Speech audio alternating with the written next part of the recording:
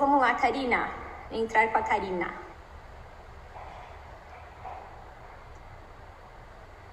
Esperando aqui. Ai, que gostoso! Oiê! Oi, tudo bom? Tudo bem, Cá?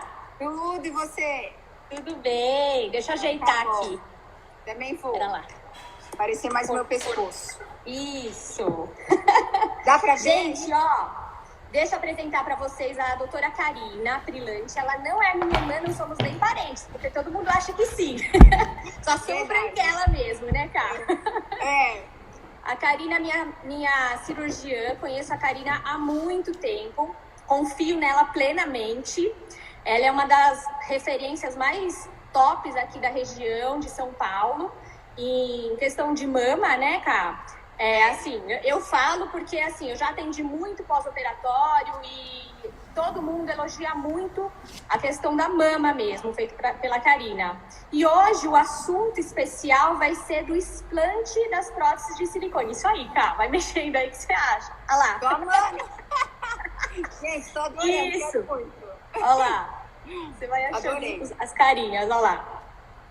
Olha lá, e Mônica, juntas prestigiando a Karina, a Néia, tá uma galera aqui. Beijo pra tá um ela. pessoal também que eu chamei, mandei um aviãozinho aí para as meninas entrarem, porque tem muita gente, tá? Eu fiz a minha cirurgia de explante o ano passado com a Karina e eu participo de um grupo de apoio a quem tem vontade de tirar, né? E aí eu tenho um monte de amigas que já fizeram, e tenho conhecidas e pessoas que eu também não conheço que querem fazer. Então tem muita gente com muita dúvida.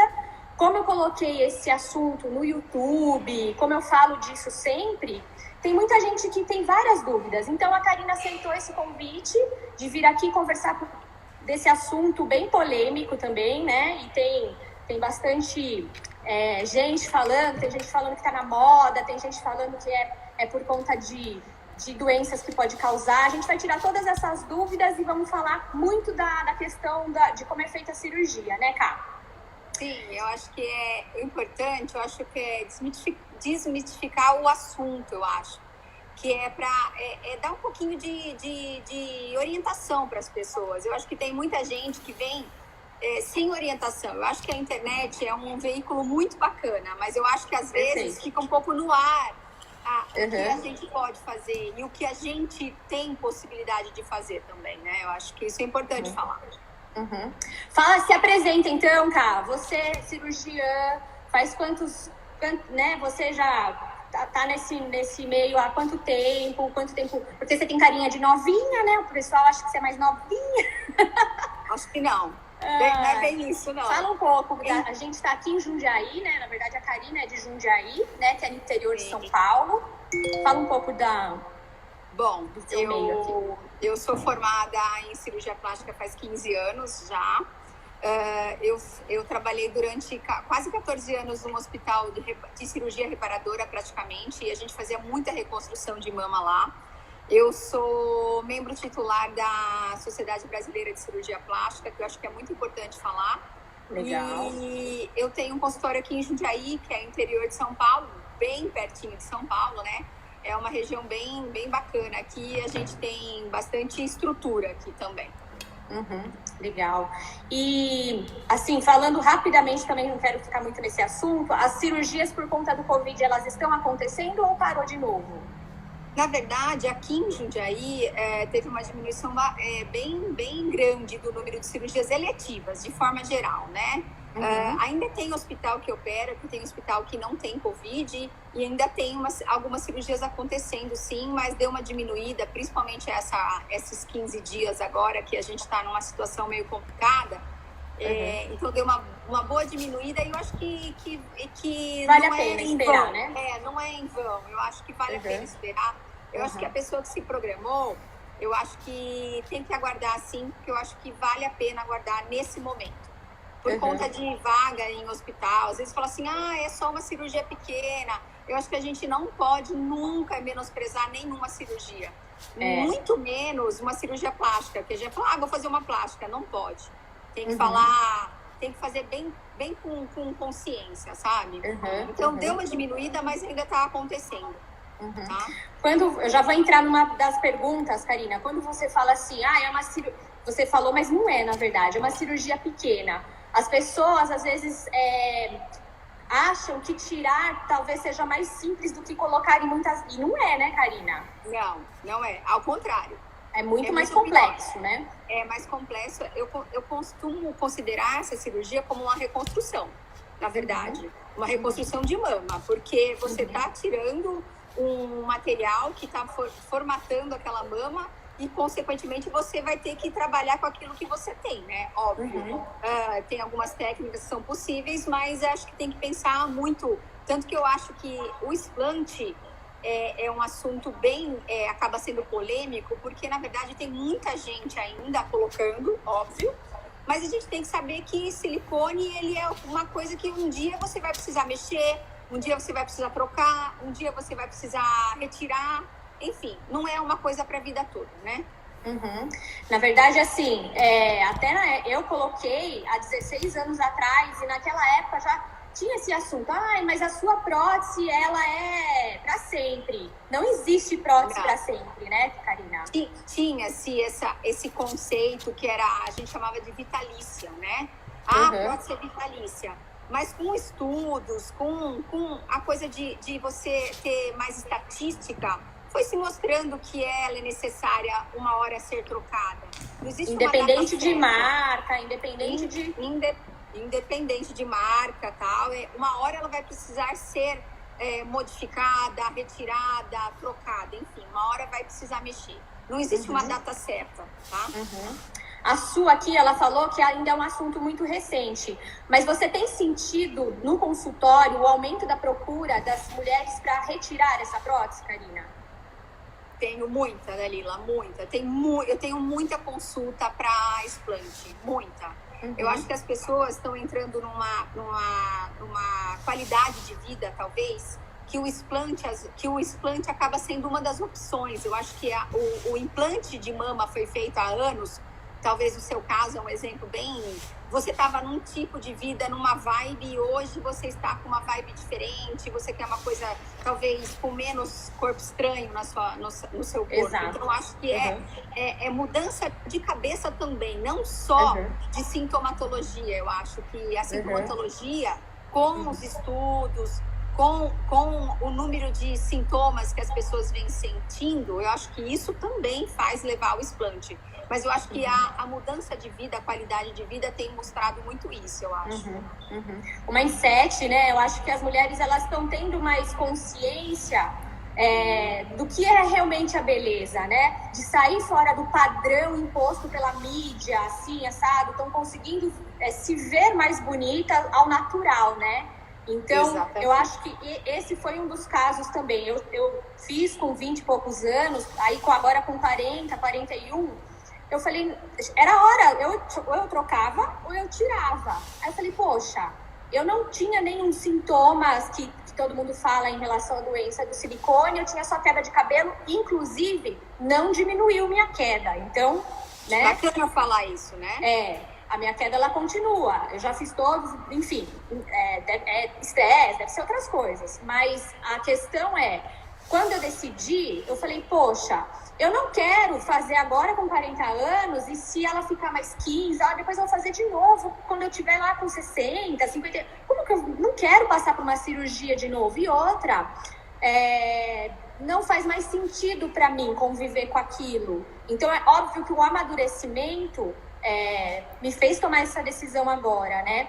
Mas também, Karina, você sabe que a minha prima, né, próxima, né, de ver esse meu movimento, ela estava pronta ela teve 2 filhos, todo aquele processo, né, a mama, a sede e tal, estava insatisfeita, e ela já tinha decidido que ela ia colocar. Quando ela viu que também poderia ficar bom sem colocar, né, óbvio que ia ficar um pouco menor, talvez, do que ela quisesse, mas ela optou por não pôr também, só fez a reconstrução mesmo, né? Então, assim, é um novo mindset mesmo, né, para se ter, né? Com certeza. E eu acho que, assim, às vezes a experiência de ter tido faz com que você já tenha passado por essa experiência e você fala, talvez isso eu não quero mais para mim, entendeu? É óbvio que a gente eu tenho um monte ainda de paciente que vem para colocar, graças a Deus, eu trabalho com isso, esse é o meu trabalho, né? Mas eu sou muito clara em relação a prós e contras, porque eu acho que tudo tem prós e contras, e eu acho que é importante falar sobre a síndrome ásia, sobre a doença do silicone, enfim, sobre os linfomas que podem vir a ter por conta não da prótese exatamente, mas a cápsula, enfim. Então, acho que é importante você pontuar isso. E isso é importante falar na consulta, para o paciente saber aonde que ele está pisando também, né? Então, eu acho importante essa live, eu achei muito bacana o convite para as pessoas também entenderem e não também crucificar, entende? Eu acho que é para até orientar, eu acho bem importante. Eu vou seguir as perguntas, que ficou bem legal o nosso roteirinho, que aí a gente vai falando de todas as técnicas e todo como que é o procedimento. Então, assim, ó, a sua opinião você já falou. Quantos implantes você já fez até agora, tá? Assim, em média, você já sabe? Olha, na verdade, eu nem fiz essa estatística ainda de explante completo, mas a gente, eu gosto muito de operar mama. Eu acho que mama, a cirurgia de mama em si, tanto para explante como mamoplastia, eu acho que, e a reconstrução de mama por câncer, eu acho que ela devolve autoestima para o paciente absurdamente, assim. E eu acho que é uma coisa que é um desafio todo dia, porque a mama de cada um é diferente, o tórax de cada um é diferente, a pele do paciente de cada um é diferente. Então, eu acho muito bacana isso, que você explora isso. E eu adoro desafios todo dia. Eu acho que faz a gente estudar, faz a gente se perguntar. Eu acho muito bacana isso. Karina, tem mais uma mulher aqui que chama você de rainha de mama, ó. Iriane, ó, eu chamo. A Karina, ó, é a rainha das mamas. Perfeito. Eu gosto bastante. Eu falo que assim, eu não sou especialista em mama, não é isso. Eu acho que não existe uma especialidade de mama. Eu acho que a gente faz, quanto mais pratica e quanto mais faz, eu acho que a gente vai ficando melhor. Eu acho que o ser humano é assim, né?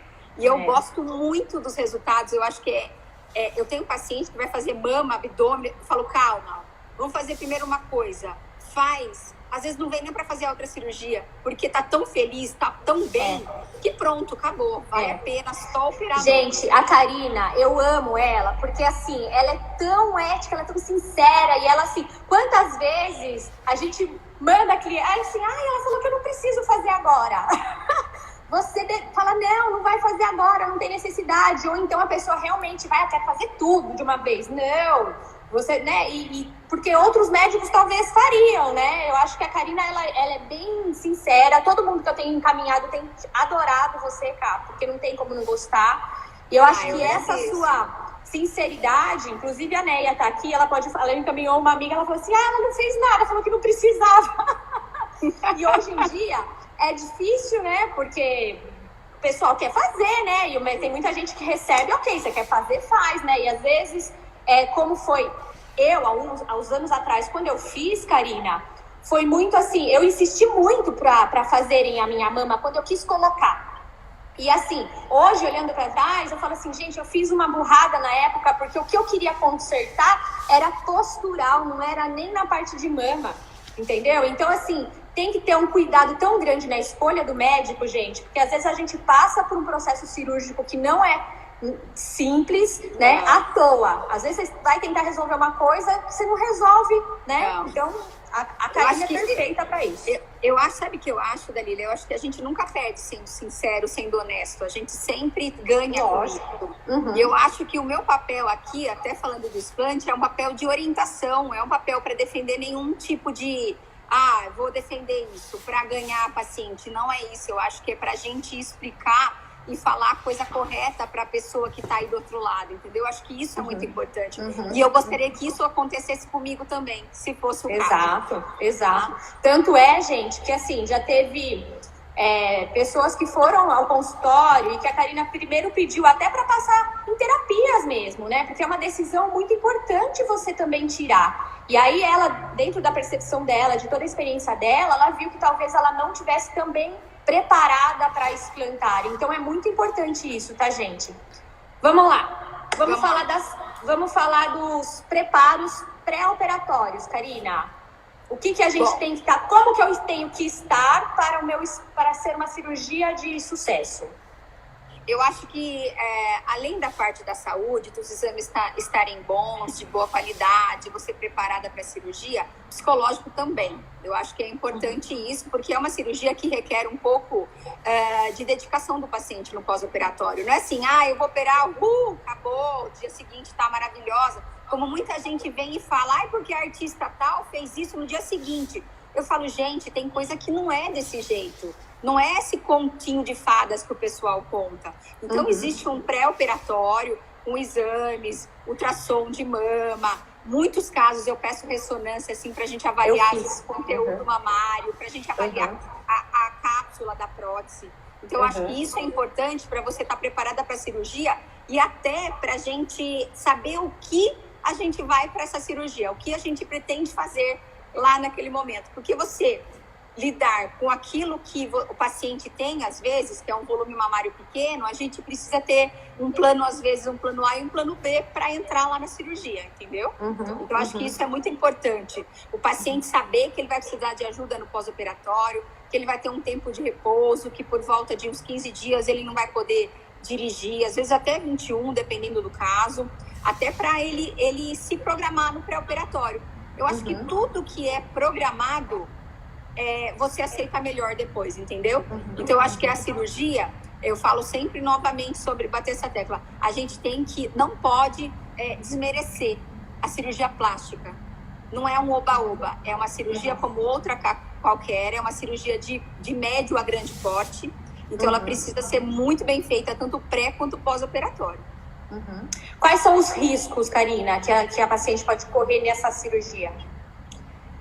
Como toda cirurgia, né, Dalila? Essa cirurgia é uma cirurgia que é com anestesia geral, geralmente porque acaba sendo mais seguro para o paciente. É uma cirurgia que, como outra, que leva por volta de umas 4 horas, às vezes até um pouco mais, porque quando a gente precisa fazer enxerto de gordura, leva-se mais tempo.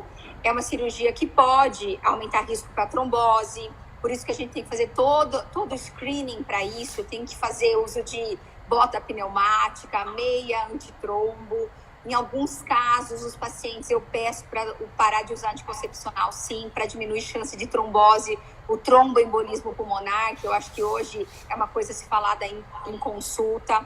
Então, tudo isso é muito importante. Você está bem fisicamente para fazer a cirurgia. Não está bem fisicamente, não seja o momento da sua cirurgia, a gente tem que preparar o paciente para fazer depois. Então, risco de hematoma, que é uma coleção sanguínea, risco de infecção, como qualquer outra cirurgia, tá? Então, a gente tem que pensar como um todo no paciente, tá? Isso é muito importante a gente falar, frisar, tá? Assim, uma pergunta que surgiu também de umas meninas. Tinha uma cliente que estava indo fazer, ela falou assim, eu posso fazer menstruada? Pode, né? Se eu tiver menstruada, eu posso fazer uma cirurgia dessa, né? É que assim, não precisa adiar.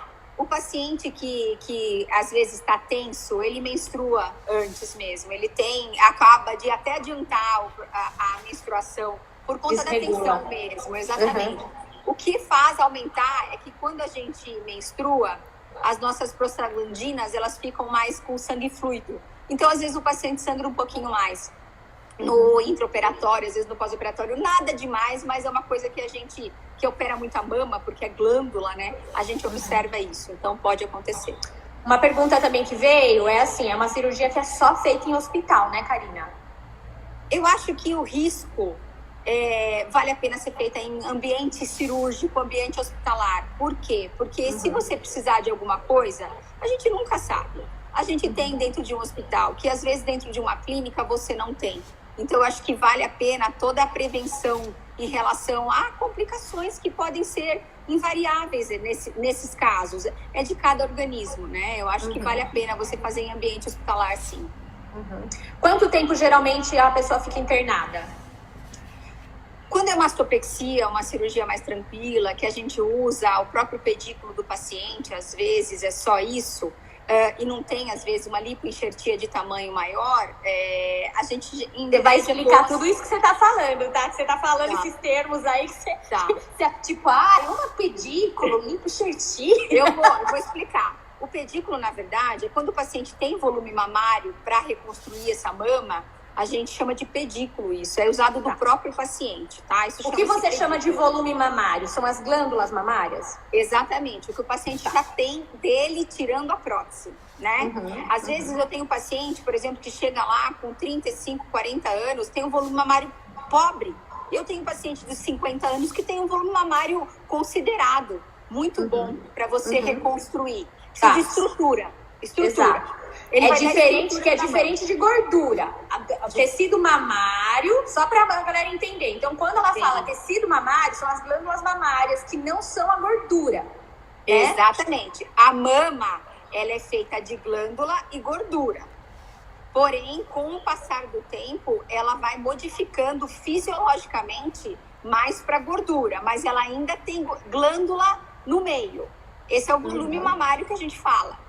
Quando a gente faz a lipoenxertia, que é a retirada da gordura de um local, que a gente chama de lipoescultura, você tira a gordura de um lugar para colocar em outro, às vezes a gente chama de lipoenxertia isso. Aí, dependendo, a gente deixa o paciente internado até 24 horas, tá? Então, essas são mais ou menos as duas maneiras da gente fazer o procedimento cirúrgico. Então, a lipoenxertia, Karina, eu posso usar essa técnica para dar mais volume quando eu faço o explante. E essa gordura, você me disse em alguma consulta que tem algumas regiões do corpo que ela é melhor, né? De tirar de outras. Sim. Geralmente, a região do torso, que a gente fala que é o beiquinho aqui atrás, a região da cintura, a região da axila, porque geralmente a gente já faz um acabamentinho mesmo, então já acaba aproveitando a gordura dessa região, né? Que a gente até gosta, né? Faz muito acabamento, é muito bom. E a região do joelho é muito boa. Mas se o paciente não tem essas regiões e tiver no culote uma gordurinha, nós vamos pegar de lá. É óbvio. Não adianta você querer fazer uma lipoenxertia em um paciente seco, anoréxico, não tem como. Tem gente que não tem mesmo, Não tem. Tem gente que não tem gordura e realmente... E a gordura, ele precisa ser de boa qualidade. Porque para você fazer lipoenxertia, você precisa de uma média entre 250 a 300 ml, dependendo do paciente. O máximo é 300? Já me perguntaram isso também. Qual é o máximo de gordura que eu posso usar?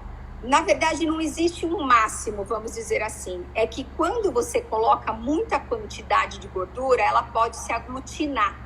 E essa aglutinação, o que acontece? Ela pode criar como se fosse uma liponecrose.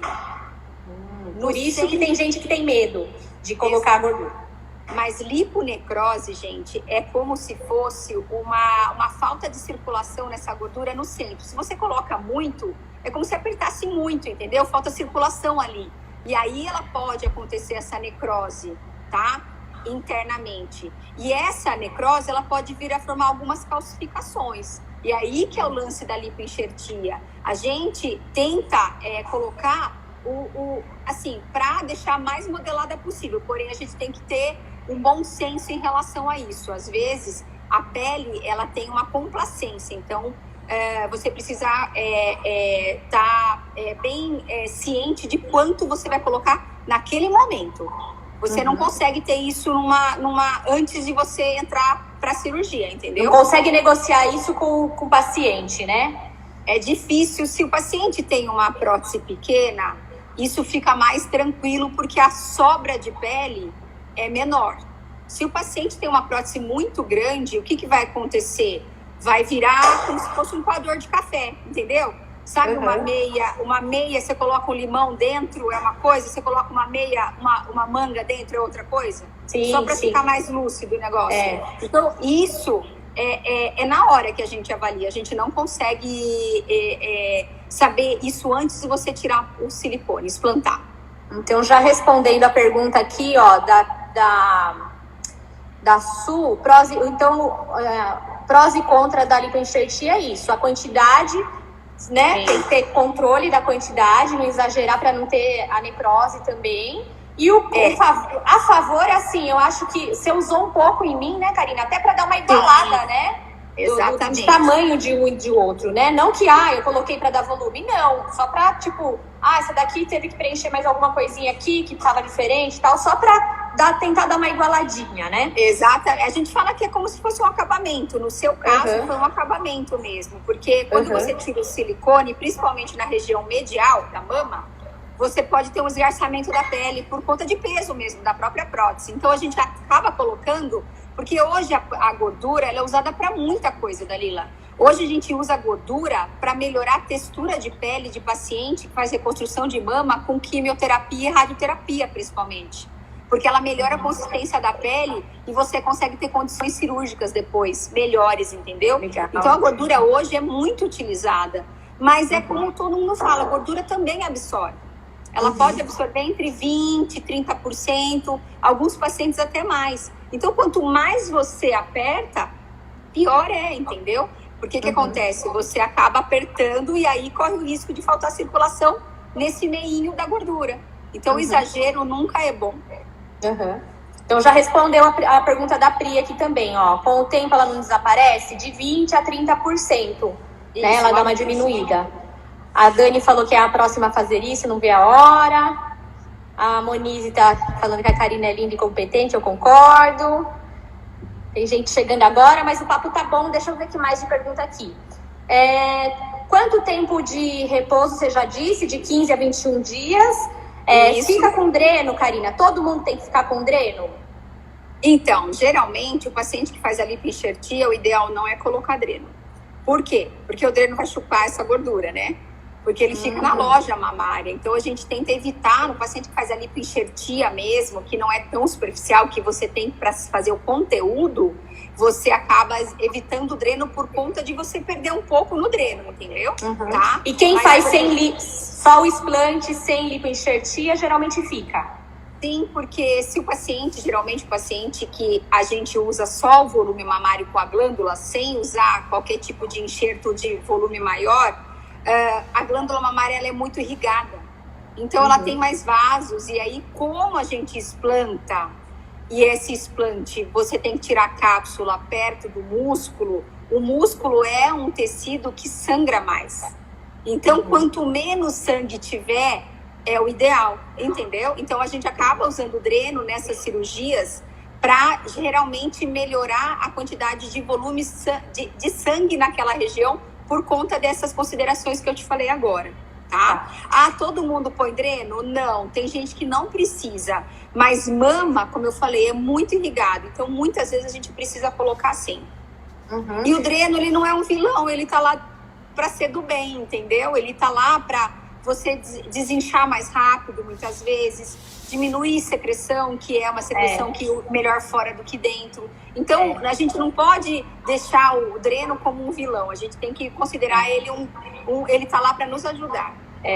E tanto por experiência própria, quanto de conversar com as outras meninas que explantaram e ficaram com dreno, gente, ele só é chato de se ver, porque ele não dói, inclusive para tirar... Pra mim não senti nada, foi tranquilo, assim, não deu vontade de desmaiar, não doeu, não ardeu, não senti nada. Ele só é chato, que é aquele negócio pendurado ali, né, mas ele não dói, enfim.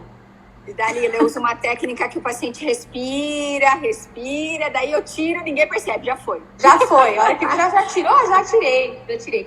Ô, Ká, vamos falar um pouco, então, da cápsula. Me fala essa cápsula que ela é muito tóxica, na verdade, né? Que aí as meninas de explante falam assim, mas a médica tira em bloco. O que elas querem dizer com isso? É se ela consegue tirar toda a cápsula junto com a prótese, porque... Quando a gente coloca essa prótese mamária, né, Karina? O próprio organismo, ele faz essa cápsula protegendo a gente desse corpo estranho, né? E aí, assim, é importante que se tire toda essa cápsula. É possível em todas as cirurgias tirar completamente essa cápsula? Fala um pouco dela. Bom, é assim, a gente chama isso retirada em monobloco, né? Porque, na verdade, a cápsula, ela é formada em qualquer tipo de corpo estranho. Qualquer tipo de corpo estranho vai formar essa cápsula. Você vai colocar um chip da beleza? Vai formar uma cápsula. O organismo entende que aquilo não faz parte do seu organismo, e aí o sistema imunológico forma essa cápsula. Essa cápsula todo mundo vai formar. Porém, com o tempo, o que ela pode acontecer? Ela pode ocorrer um espessamento dessa cápsula, né? que ela pode levar uma contratura também, que é aquele formato de a mama que ela começa a deformar, porque a própria cápsula faz que nem uma pedra, né? Então, assim, quando você tira em monobloco, que geralmente, quando a prótese está embaixo da glândula, ela é mais tranquila de tirar, porque quando ela está embaixo do músculo, ela é mais complicada de tirar, porque ela adere às costelas, ao nervo, aos músculos intercostais, que é o músculo que está entre as costelas, e você tem risco maior de você pegar pleura, que está logo abaixo disso, que é a camada que envolve o pulmão. Então, isso é maior risco. E, às vezes, esse risco não é necessário e a gente não quer esse risco, tá? Então, na hora que você vai tirar a cápsula, principalmente em monobloco, por que você acaba tendo que tirar em monobloco e você dá preferência para isso? Lógico, respeitando o plano. É porque, com o passar do tempo, esse espessamento de cápsula, ele pode ter uma liberação para dentro da prótese, como se fosse uma infecção subclínica. Ela não vai te causar nenhum tipo de problema de infecção, nada disso, mas ela começa a espessar. E se você tira ela em monobloco, todo esse tecido e possíveis biofilmes que a gente fala, eles vão ser retirados juntamente com essa cápsula. Então, a gente prefere tirar em monobloco, facilita, porém, submuscular é bem mais complicado. Mas o importante é mostrar que a cápsula foi inteira retirada, tá? Esse é o lance. O monobloco acaba sendo melhor, sem dúvida, mas quando a gente tem mudança de plano, é muito mais complicado de tirar, sangra muito mais, o risco de você fazer um pneumotórax no paciente é maior. Então, a gente prefere que não faça isso. A gente tente ao máximo, entendeu? Então, gente, já fica a dica aí, porque tem muita gente que vem perguntar assim, quando você pagou? Que não sei o quê. Gente, eu acho que o preço de uma cirurgia dessa é tão, assim, lógico, né? Depende da situação de cada um, mas eu acho que tem que escolher um médico tão bem... tão bom nisso mesmo, né? Eu acho tão experiente nisso, que faça bastante, né? Que tenha muita experiência. Que faça bastante, principalmente se for submuscular, gente, porque aí o bicho pega, aí tem que ser fera, gente, não é? Né? Por isso que tem muita gente, tem muito médico que às vezes nem quer fazer, nem pega, porque não tem tanta experiência, porque sabe que o risco é maior, né? Então tem que tomar muito cuidado. Outra coisa, tem gente que me pergunta assim, é possível tirar a prótese sem a cicatriz em T, sem o corte em T? É possível se o paciente tiver uma prótese pequena e não tiver... O que é uma prótese pequena para você? Até quanto? Uns 200 e alguma coisa, uns 250, e também dependendo da quantidade de pele que esse paciente tenha e volume mamário também. Porque para você reconstruir uma mama dessa, geralmente quando você tira uma prótese só simplesmente por onde ela foi colocada, que geralmente é na região inframamária, né? Que é o sulco embaixo da mama, geralmente a gente faz a cirurgia totalmente por lá. Só que acaba tendo que fazer, às vezes, a lipoenxertia associada nesses casos, Dalila. Não é só para você dar a modelagem, mas é para você não criar uma retração. A pele retrai e adere ao músculo, entendeu? E causa uma retração. Com o tempo, ela pode até melhorar, mas às vezes nesse tempo cirúrgico que você vai fazer o explante, você acaba fazendo uma lipoenxertia para você fazer uma camada para não ter essa retração, tá? Então, próteses de tamanhos pequenos, elas são mais passíveis de você tentar resolver ela simplesmente com a retirada e um pouco de lipoenxertia. Próteses muito grandes, que você vê que a paciente já tem uma pele com flacidez, porque tem muita gente que vem já pós-gestação, pós-amamentação, a mama muda completamente, gente. Ela é totalmente, ela cai, ela cede, a flacidez de pele é muito mais importante. Então, você tem que pontuar muitas coisas para você decidir o que você vai fazer. Então, não é uma cirurgia tranquila, no sentido, é fácil para o cirurgião. Tanto que não tem gente que faz. Eu acho que quem faz reparadora tem mais capacidade de fazer uma cirurgia dessa do que quem faz só estética, entendeu? Eu acho que essa experiência na reparadora faz muita diferença. Tamo junto, Su. A minha também caiu depois da amamentação. Gente, vocês colocam um peso dentro do peito. Incha de leite. Volta. Cai, né, gente? Não tem jeito, né? É Que a gente se ilude achando que não, né? Mas não, e a gente, Dalila, nós branquinhas, então, não tem o que fazer, gente. A nossa pele não tem fibroblasto para superar, né? Ela não adianta, é genética. Deixa eu ver o que mais aqui. Falamos dessas, quais o risco falamos, valores. Ai, Karina, valores aproximados. Todo mundo pergunta, quanto você pagou? Quanto você pagou? Eu acho esse tema complicado. Porque assim, como é que você vai passar valor de uma coisa que você precisa muda avaliar? De acordo com o que, né? Exatamente, avaliar cada um é um caso, cada mama é um caso, cada silicone é um caso. Então eu acho complicado você dar valores para um paciente que na verdade ele tem que ser examinado. Mesmo eu tenho muita paciente que faz teleconsulta comigo para falar sobre explante, sobre mama. Eu falei, gente, é tão diferente você conversar com o paciente e você analisar a pele ao vivo, avaliar o quanto de flacidez essa pele tem. É muito diferente. O exame físico é primordial. Não dá para você passar valor assim, sabe? Eu acho que cada um é um. Então, não dá para a gente passar valor, mesmo porque a gente tem diferenças de valores por conta de diferenças de técnicas. E diferenças de hospitais, e diferenças de material cirúrgico, e tá tudo muito louco. Os valores exatamente, né? Exatamente, Uma paciente que você vai fazer a lipoenxertia acaba sendo uma cirurgia a mais, né? Porque você vai fazer uma cirurgia que é a retirada do corpo estranho no tórax, né? Que às vezes é liberada até pelo convênio essa parte, né? E a lipoenxertia, ela acaba sendo um procedimento a mais, que é uma lipoescultura. Você tira a gordura de um lugar para colocar no outro. Não importa o lugar que você vai colocar, mas é uma lipoescultura. Então tem que se pagar pelo preço, né? Não tem como. Legal. Isso aí, gente. Depois de quanto tempo que eu coloquei, eu já posso explantar? Tem muita gente que colocou faz 6 meses, se arrependeu, já quer tirar. Pode? Olha, o tempo da formação da cápsula é de cada organismo, mas uma média de 3 meses é o mínimo que a gente pede, é o mínimo do mínimo, porque exatamente, é o mínimo, porque existe muito processo inflamatório nessa região ainda. Então, o ideal é a partir de 6 meses para você aguentar, para você suportar isso. Eu sei que às vezes tem gente que fica numa ansiedade para tirar tal, mas assim, eu acho que tem que esperar o tempo até para os tecidos desinflamarem e a gente ter uma melhor conduta no intraoperatório, tá? Porque é tudo uma nova cicatrização, não só externamente, a gente tem cicatrização interna. Então a gente não tem que só ver a cicatriz como ela tá, a gente tem todo o processo cicatricial interno.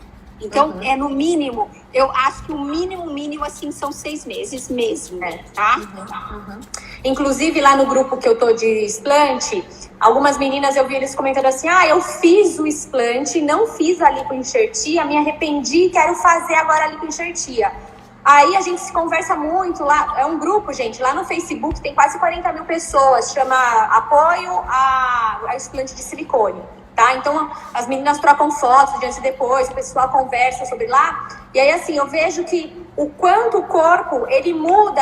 Tipo, eu fiz o meu explante. Eu, Dalila, vou fazer 6 meses agora. Eu acho que ainda não tá no jeito que vai ficar ainda. Eu acho que depois de 1 ano, aí sim você pode falar assim.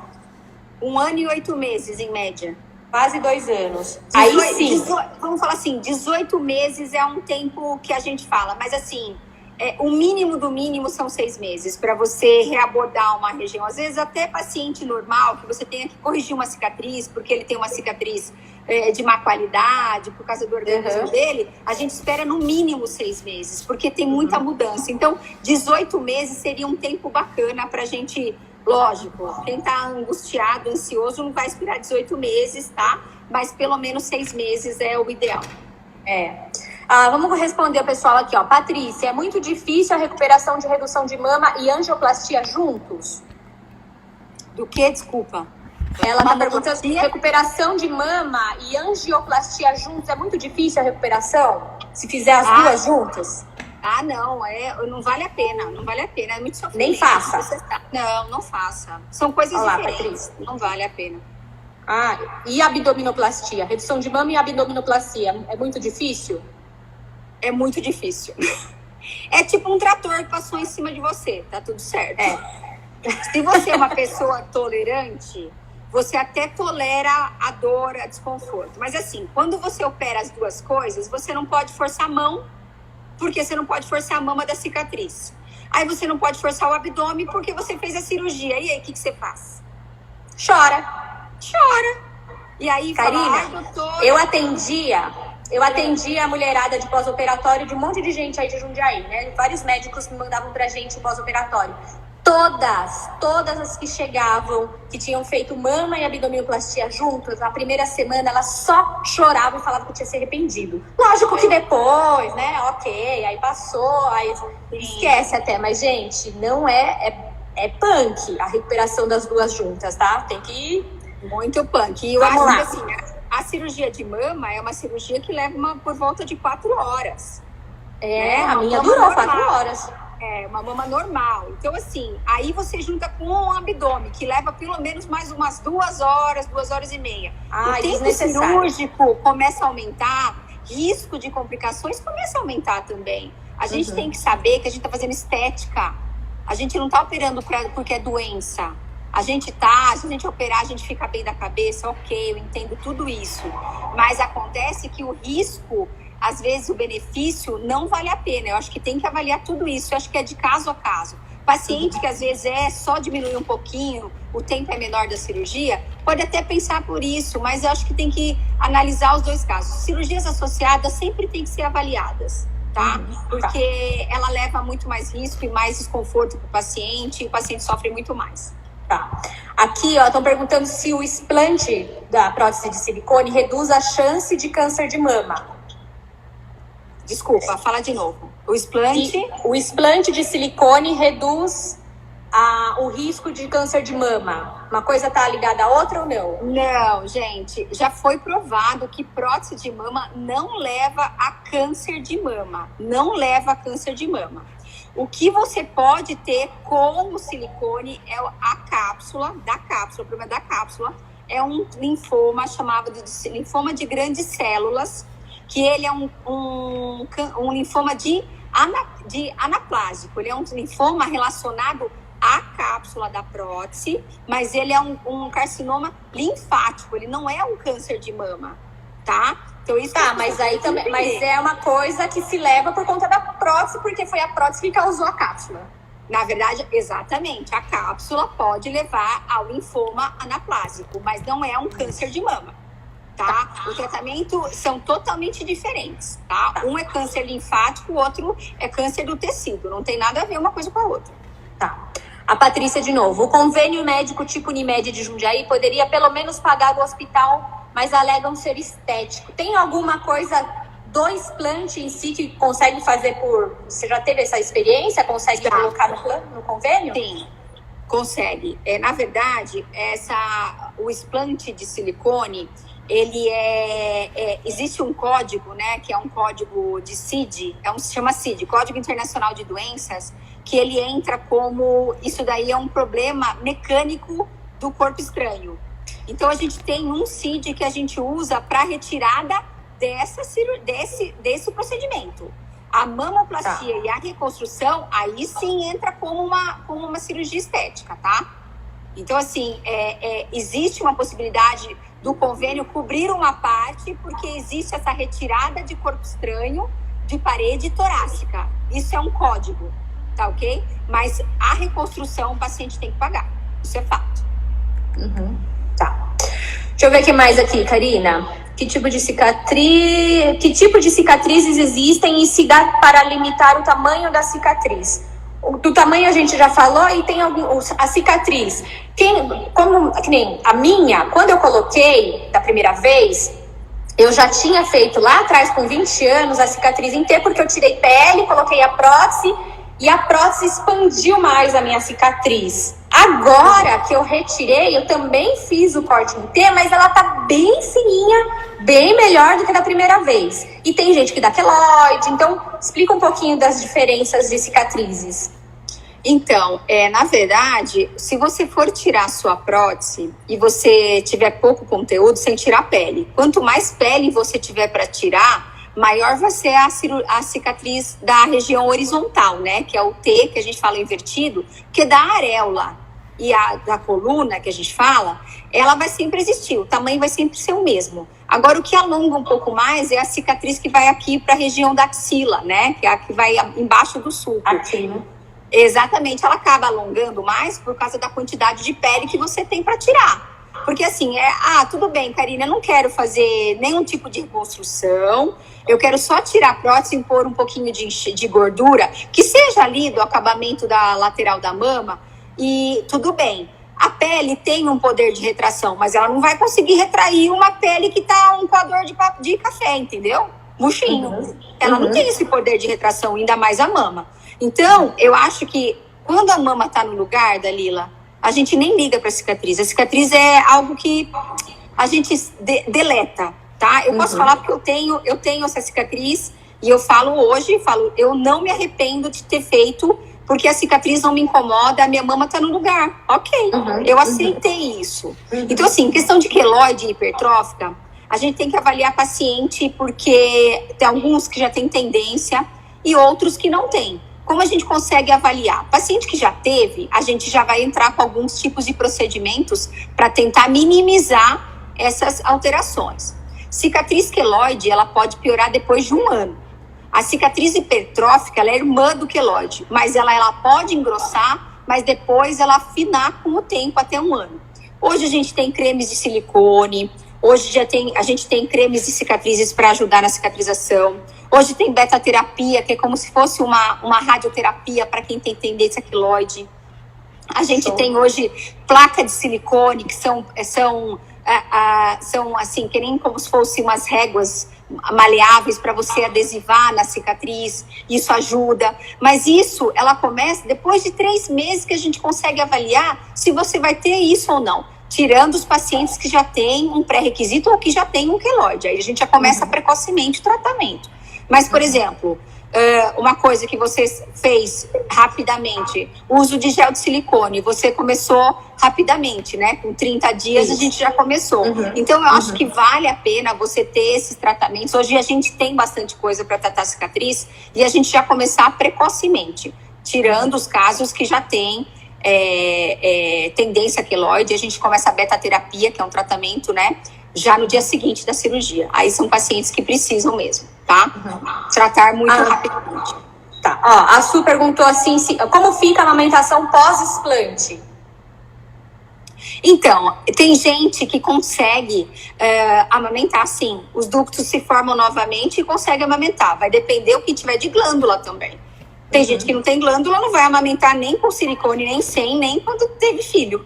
Não é verdade? Então, o volume mamário, que é a glândula mamária, é que vai ditar isso também. Então, assim, a mama que é murchinha, que tem pouco volume mamário, ela com certeza vai ter uma menos chance de amamentar, né, gente? Não tem ducto para fazer, tá? Mas isso também é uma coisa. Eu tenho um paciente que fez mamoplastia e amamentou depois de 1 ano. E eu tenho um paciente que fez só prótese e não mexe praticamente na glândula efetivamente, porque a gente acaba rebatendo a glândula, e não amamentou. Então, assim, não dá pra saber, não existe também uma regra para isso. Ô, Su, quando eu fiz da primeira vez, eu fiz a mamoplastia em T completa, coloquei a prótese e eu amamentei normalmente também, tá? Então, muda muito de caso para caso e da quantidade de glândula mesmo, né, Karina? Não tem muito a ver. Você tinha, né? Você tinha glândula mamária. Tanto gente fala assim, nossa, mas a sua ficou linda, tal. A gente já na ressonância, né, Karina? A gente já identificou que eu tinha volume mamário, glândula, não só gordura, glândula. Então, a gente conseguiu deixar um formato que, gente, assim, não é por nada não, mas parece até que eu tenho uma prótese pequenininha. Ele ficou muito bem feitinho, desenhadinho. Por quê? Porque eu tinha volume para isso. Eu tava usando número de sutiã 44, 46, estava bem grande. Eu tinha, além de volume, eu tinha uma prótese pequena, era uma prótese de 175 ml, mas eu tinha volume e tinha um pouco de gordura também. Tirei, a Karina reconstituiu, colocou um pouquinho de gordura nela para dar um voluminho. De 46, meu sutiã, eu tô no 40 agora, que é o ideal para mim, até pela minha altura, se for ver, né? Pela altura então, do assim, tórax, né? Tem que pensar no tórax também, né? Isso tem diferença. Carla, a gente falou no meio da live da retirada pela auréola, tá? Só rapidinho aqui. É possível se for alguma coisa bem pequena, uma prótese pequena, mas a hora que eu vou deixar gravada a live, dá uma olhadinha lá que a gente já falou. Eu amamentei também, a Su tá falando com prótese, mas a minha foi por baixo do músculo e o corte por baixo do seio. Ok, tá? Então, o que mais? A causa dos explantes, eu acho que a gente já falou tudo, cá. Eu acho que é isso. Tem alguma coisa importante que você lembre, assim, que a gente pode acrescentar aqui? Eu acho que a gente é muita coisa para a gente falar. Eu acho que é um assunto muito extenso, né, Dalila? Eu acho que essa orientação é muito importante e pensar que assim não precisa ser uma sangria desatada para você tirar prótese, porque ela vai te dar uma doença, nada disso. Porque todas essas conversas que a gente tem tido, da doença de silicone, da síndrome ásia, elas, na verdade, elas podem ter relação para quem tem doença autoimune ou tem um pré-requisito para isso, né? Eu vou dar um exemplo prático. Eu tenho doença autoimune e eu tenho prótese, gente. Então, assim, eu falo, gente, eu tô com a minha cabeça que eu quero tirar absurdamente? Não, mas eu tenho na minha cabeça que um dia eu vou tirar. Talvez ainda não, o insight ainda não apareceu. E por enquanto eu tô bem dos sintomas que teoricamente eu poderia estar aceitando. Então eu acho que isso é uma coisa para se pensar, né? E para não ser uma sangria desatada, conversar muito bem, tá preparada para o procedimento, preparada para você aceitar não ter a mais prótese.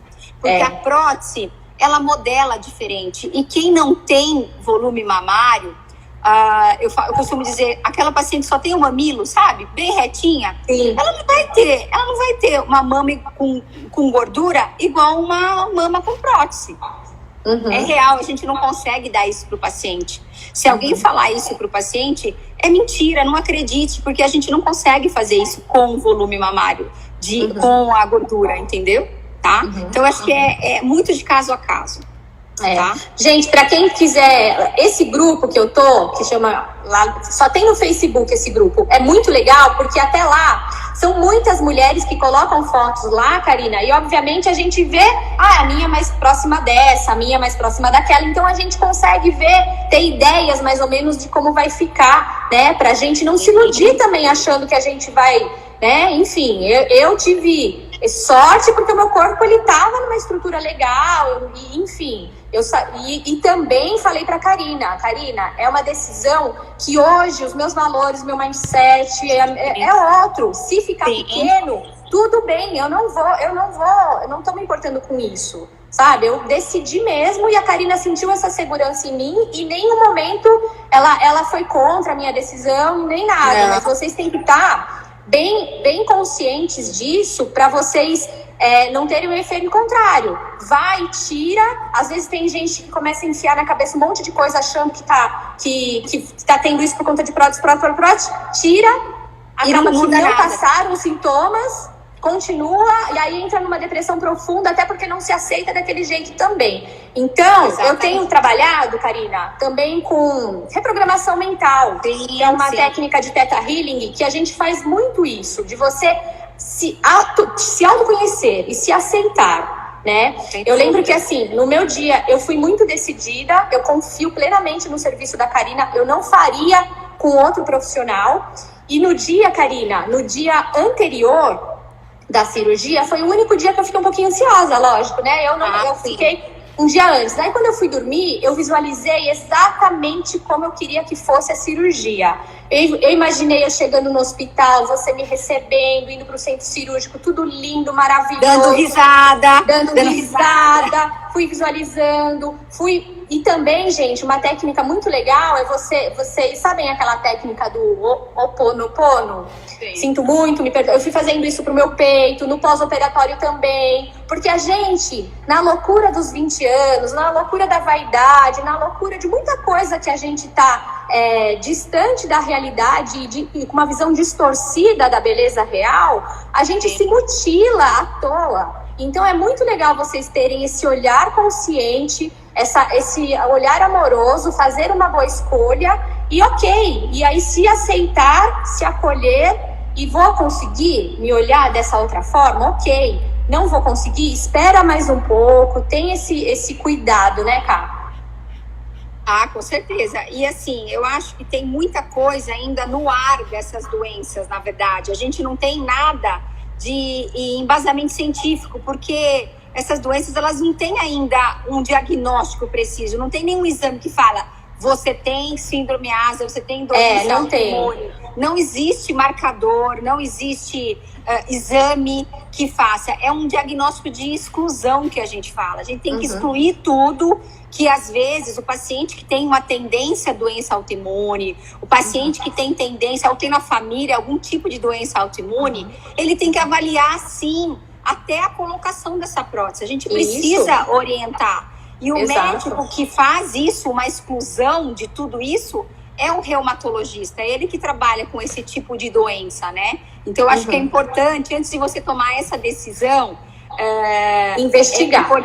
investigar, exatamente. Se você tiver alguma coisa com essa tendência, para você investigar, porque como ela não tem nenhum tipo de exame diagnóstico que confirme, tem muita coisa que, como você falou, Dalila, às vezes é muita coisa da nossa cabeça que a gente começa a somatizar, né? E eu acho que isso é muito importante você falar, para a gente avaliar o que a gente vai, para onde a gente vai seguir. O que a gente vai decidir? Vou colocar uma prótese, isso vai me deixar feliz? Eu vou explantar, isso vai me deixar mais feliz e bem? É isso que a gente tem que pensar muito, né? Eu acho que é importante essa voltar para você analisar, né? Exato. Ah, que gostoso, ó. Já deu uma hora, a gente fala bastante, né? Imagina, eu quase não falo nada. Né? Nem eu. Eu do consultório e falo, viu, não falo nada, tá com dúvida? O paciente fala, ele fica até com uma cara assim. Eu falei, falo tanto que acho que não deve ter dúvida, né? Mas sempre vai ter alguma coisa. Mas eu me ponho à disposição, quem puder, quem quiser tirar dúvida, eu sou super acessível, tá? E acho que eu tô aqui no papel de médico também, não só de cirurgião plástico, né? Eu acho que isso é importante, a orientação a gente tem que ter mesmo, e eu acho que a gente tá perdendo isso, infelizmente, mas eu acho que quanto mais claro e transparente você mais você tem sucesso, acho que na sua vida, né? Eu agradeço, Karina, porque não é qualquer cirurgião que tem essa coragem de falar sobre esse assunto mesmo, né? Porque é um assunto bem delicado e que causa polêmica e que tem muita gente que... E você se posiciona de uma maneira muito correta e acolhe todo mundo e faz com que a gente tenha essa segurança, né? E ter uma decisão mais assertiva junto com você. Obrigada, viu, Ká? As meninas aqui, ó, um monte de gente falando que você é maravilhosa. Nossa, obrigada. Eu fico feliz. É isso aí, gente. Muito obrigada. Karina, beijo. Obrigadão, viu? Obrigada. Boa noite, gente. Se tiver alguma dúvida, a gente conversa. Beijo. Eu vou gravar aqui no Instagram e também vou colocar no YouTube. Depois eu aviso vocês, tá, gente? Obrigadão. Tá bom. Beijo, Ká. Obrigada pelo convite. Beijo. Tchau.